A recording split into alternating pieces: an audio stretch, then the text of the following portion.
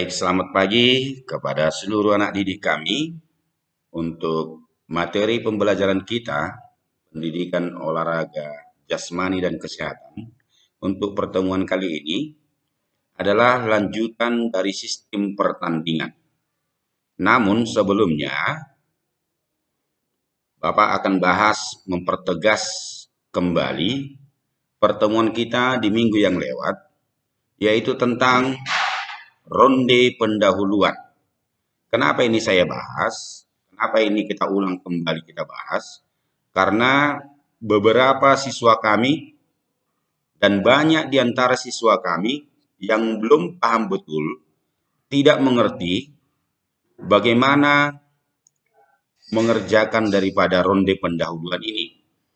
Karena melihat dari tugas yang saya koreksi, banyak di antara siswa kami yang tidak mengerti. Di situ sudah jelas bahwasannya jumlah peserta itu kodenya adalah N besar. Namun, banyak di antara siswa kami menuliskan N itu adalah N kecil. Kemudian, ada lagi beberapa siswa kami untuk diagramnya atau bagannya banyak yang salah. Yang berikut, pengertian daripada sistem pendahuluan itu adalah menuju bilangan pokok 2 berpangkat setingkat lebih rendah dari jumlah peserta. Untuk itu, ada di antara siswa kami, bila dicontoh itu N-nya sama dengan 10 dan ditugas N sama dengan 2 regu, ada di antara siswa kami yang menuliskan 12 dikurang 10. Nah, itu salah. Jadi, di situ harus jelas tertera berapa regu yang didahulukan bertanding. Intinya adalah untuk ronde pendahuluan, tuliskan dulu jumlah peserta, lalu dikurangi bilangan pokok setingkat di bawahnya. Jadi kalau 12 menuju bilangan pokok setingkat di bawahnya 8, tuliskan 12 kurang 8 sama dengan 4. 4 itu tuliskan di atasnya P. P itu adalah pemenang. Bila ada 4 yang menang, tentu pastinya ada 4 yang kalah. Jadi 12 kurang 8 sama dengan 4P tambah 4K sama dengan 8 regu yang didahulukan bertanding. Demikian untuk mencari regu yang didahulukan bertanding. Untuk diagramnya atau bagannya, nanti dahulukan dulu 8 regu yang bertanding. 8 regu yang bertanding, contoh 1, 2, 3, 4 di atas dan 4 di bawah, yaitu 9, 10, 11, 12. Ambil pemenangnya. Maka pemenangnya itu, kalau 8 yang didahulukan bertanding, maka pemenangnya adalah 4. Berapa regu lagi yang belum bertanding? 4. Maka 4 tambah 4 itu adalah bilangan pokok 8. Demikian seterusnya. Jadi hanya sedikit penjelasan, karena banyak di antara siswa kami yang benar-benar belum paham bagaimana mengerjakannya itu. Baik, kita masuki bagian kedua, lanjutan dari yang minggu lewat, yaitu memperhitungkan regu-regu yang kalah. Memperhitungkan regu-regu yang kalah. Dalam hal ini, bahwa pada regu-regu yang kalah masih diberi kesempatan untuk bertanding lagi dengan memperebutkan adanya hadiah hiburan. Jadi, regu yang kalah itu nanti ditandingkan kembali memperebutkan adanya hadiah hiburan. Tipe ini, cara ini biasanya dibuat panitia mungkin biayanya sedikit. Maka kejuaraan yang diambil itu adalah hanya juara 1 dan 2. Sedangkan regu yang memperoleh hadiah hiburan tadi itu adalah regu-regu pemenang dari regu-regu yang kalah. Dalam hal ini ada dibagi 2 caranya. Yang pertama, mempertandingkan regu yang kalah pada ronde pertama. Jadi siapa regu yang kalah pada ronde pertama atau babak penyisihan, itu ditandingkan kembali untuk mendapatkan hadiah hiburan tadi.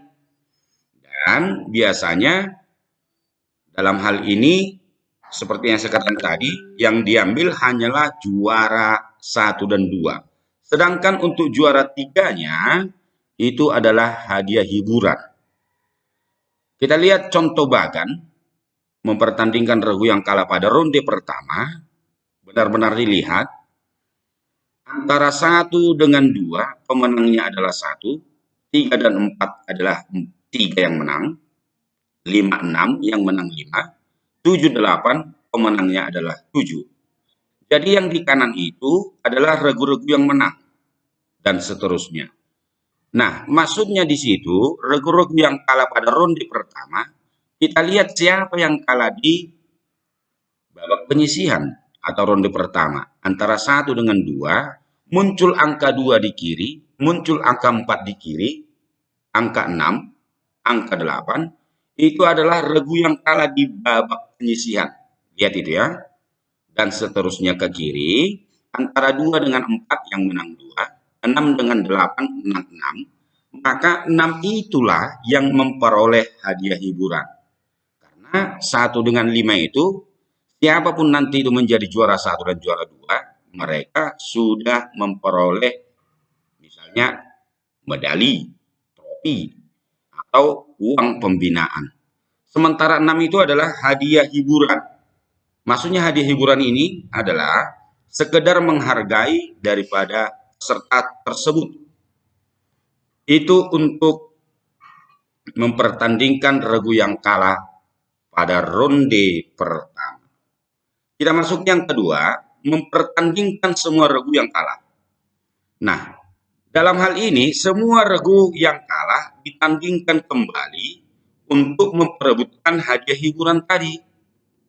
Semua regu yang kalah, baik itu regu yang kalah di kanan maupun regu yang kalah di kiri. Jadi ditandingkan kembali. Kalau kita lihat di situ,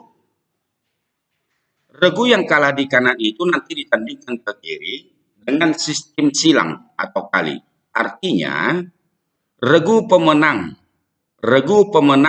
atau regu yang kalah di kanan ditandingkan ke kiri bawah. Silang ya, ingat itu silang. Regu yang kalah di kanan bawah ditandingkan ke kiri atas. Bila kita lihat dalam contoh, perhatikan itu, di situ sudah muncul angka 1 dengan angka 5, itu adalah pemenangnya atau juaranya. Memperoleh hadiah apa tadi? Piala, trofi, atau uang pembinaan. Nah, sedangkan kalau kita lihat ke kiri, regu-regu yang kalah pada ronde pertama, kita lihat itu adalah 2, 4, 6, 8. Tandingkan 2 dengan 4, 6 dengan 8. Di situ menang 2 melawan 4, menang 6 melawan 8. Nah, karena di kanan ada regu yang kalah, yaitu 3 dan 7, maka 3, 7 itu tandingkan ke kiri dengan sistem silang tadi. Kalau Anda lihat itu, bila diperhatikan itu bagannya, maka 2 itu melawan 7 dari kanan bawah, yang kalah di kanan bawah.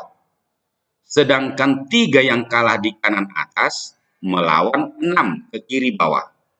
Dan selanjutnya, maka bila dilihat dari bagan tersebut, maka yang memperoleh hadiah hiburan adalah regu 2.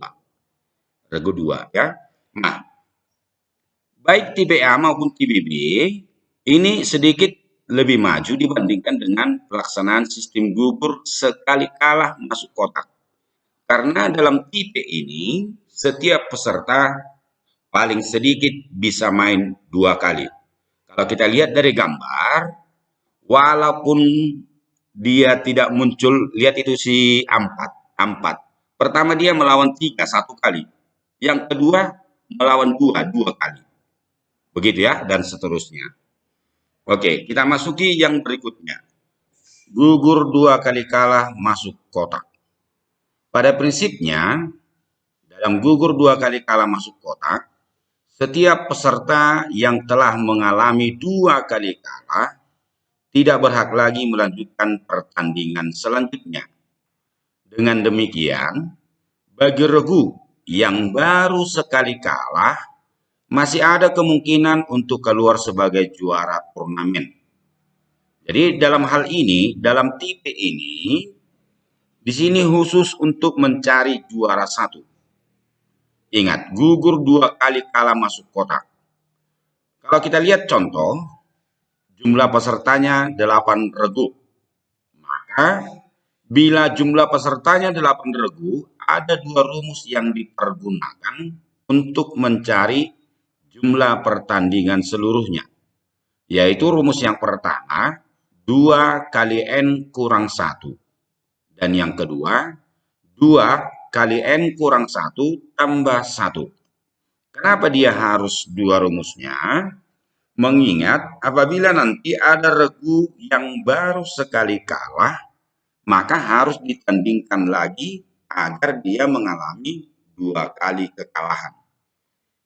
Contoh yang di bawah kita perhatikan, ada jumlah pesertanya 8, maka tandingkan dulu di babak penyisian atau ronde pertama antara 1 dengan 2, 3 dengan 4, 5 dengan 6, 7 dengan 8. Maka pemenangnya di situ adalah 1, 3, 5, 7.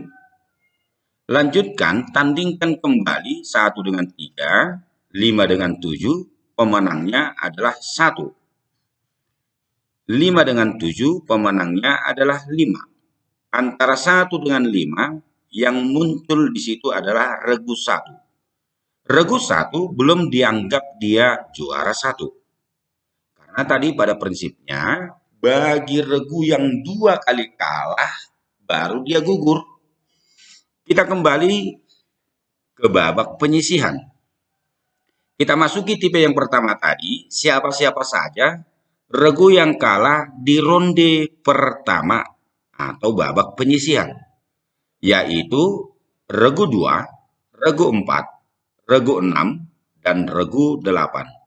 2 dengan 4 tandingkan, 6 dengan 8 tandingkan, maka pemenangnya di situ adalah 2. Karena 2 yang menang, maka regu 4 kotakkan. Itu ada kan tandanya dikotakkan dia. Berarti 4 itu sudah 2 kali mengalami kekalahan. Kalah pertama melawan 3. Kalah kedua melawan regu 2. Begitu juga dengan 6. Kalah pertama dia melawan 5. Kekalahan kedua melawan 8. Maka yang menang di situ adalah regu 2 dan regu 8. Selanjutnya, kita masuki ke tipe kedua tadi. Semua regu yang kalah di kanan ditandingkan ke kiri dengan sistem silang. Regu yang kalah di kanan atas ditandingkan ke kiri bawah. Dan regu yang kalah di kanan bawah ditandingkan ke kiri atas. Maka 2 akan berhadapan dengan yang kalah di kanan bawah, yaitu 7. Sedangkan 8 akan berhadapan dengan yang kalah di atas kanan, ya, yaitu regu 3. 2 dengan 7, pemenangnya adalah 7. Karena 7 menang, maka kotakkanlah regu 2. Sedangkan yang di bawah, 3 menang, kotakkanlah regu 8. Nah, sudah 2 kali dia gugur. Di mana 8 itu gugur? Yang pertama atau kalah pertama, yaitu melawan 7. Kekalahan kedua melawan 3. Maka disitulah dikotakkan. Demikian juga dengan angka 2. Lalu kita ambil pemenang, antara 2 dengan 7 muncul 7, 3 dengan 8, angka 3. Pemenang dengan pemenang tandingkan kembali karena di kanan tinggal 1 yang kalah, yaitu regu 5. 3 dengan 7 tandingkan, pemenangnya adalah 3. Karena di kiri tinggal 1 dia yang menang adalah 3, tariklah regu 5 yang di kanan tadi, tandingkan melawan 3. Baik, antara 3 dengan 5, di situ pemenangnya adalah 5, maka regu 3 itu kotakkan. Di situ ada regu 5 yang dikotakkan, itu salah. Jadi nanti di catatanmu, angka 3 itu dikotakkan atau dilingkar ya. Baik, selanjutnya karena di kanan tadi ada angka 1, belum juara 1, dan 5 itu baru sekali mengalami kekalahan, yaitu melawan 1, tandingkan kembali antara 1 dengan 5. Sekali lagi, tandingkan kembali antara 1 dengan 5. Lihat itu garis yang di bawah.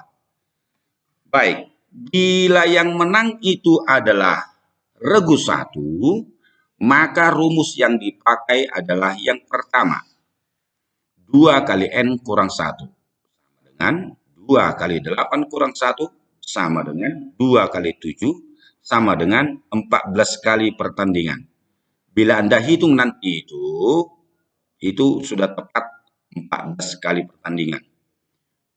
Baik, rumus yang kedua itu dipakai apabila yang di bawah itu menang 5. Maka buat lagi satu pertandingan lagi antara 1 dengan 5. Karena kalau 5 menang yang di bawah, maka 1 itu baru sekali kalah. Maka dibuat lagi satu pertandingan lagi. Makanya muncul di situ tambah 1. Maka rumus jumlah pertandingan seluruhnya adalah 2 kali N kurang 1 tambah 1 sama dengan 2 kali 8 kurang 1 tambah 1 sama dengan 2 kali 7 tambah 1 sama dengan 14 tambah 1 sama dengan 15 kali pertandingan. Demikianlah keterangan daripada bagian yang ketiga tersebut. Kita masuki keunggulan sistem gugur. Yang pertama, tidak memerlukan waktu yang lama dalam menyelenggarakan pertandingan tersebut, sehingga cepat selesainya. Jadi, kalau ada pun nanti jumlah pesertanya cukup banyak, ini waktunya akan bisa dengan cepat selesai. Yang kedua, tidak memerlukan biaya yang banyak atau pembiayaan lebih irit. Karena kan sistem gugur, kecuali dia kalau metode sistem kompetisi. Begitu ya, atau teknik pool. Berbeda sistem gugur dengan teknik pool dengan sistem kompetisi. Yang ketiga, tidak memerlukan tempat yang banyak. Jadi lapangannya itu cukup sedikit. Yang keempat, jumlah petugas lebih sedikit. Kita masuki kelemahan sistem gugur. Kemungkinan terjadi bahwa tim yang kuat atau peserta yang kuat akan langsung berhadapan dengan peserta atau tim yang kuat. Dan peserta yang lemah akan langsung berhadapan dengan peserta yang lemah. Dengan demikian, maka salah satu peserta atau tim yang kuat akan tersingkir pada babak pendahuluan atau penyisihan, sehingga kemungkinan tim yang lemah tadi itu akan dapat sampai ke final. Sehingga kalau di final ketemu antara tim yang kuat dengan tim yang lemah, maka akhirnya pertandingan itu tidak mencerminkan keluarnya pemain-pemain atau regu-regu yang benar-benar kuat. Sehingga untuk mengatasi ini ada cara, ada usaha yang dibuat yang dinamakan dengan sidit. Sidit itu artinya pemain-pemain yang telah ditentukan. Maksudnya di sini, nanti panitia itu akan melihat siapa tim-tim yang kuat. Atau siapa tim yang juara tahun lalu.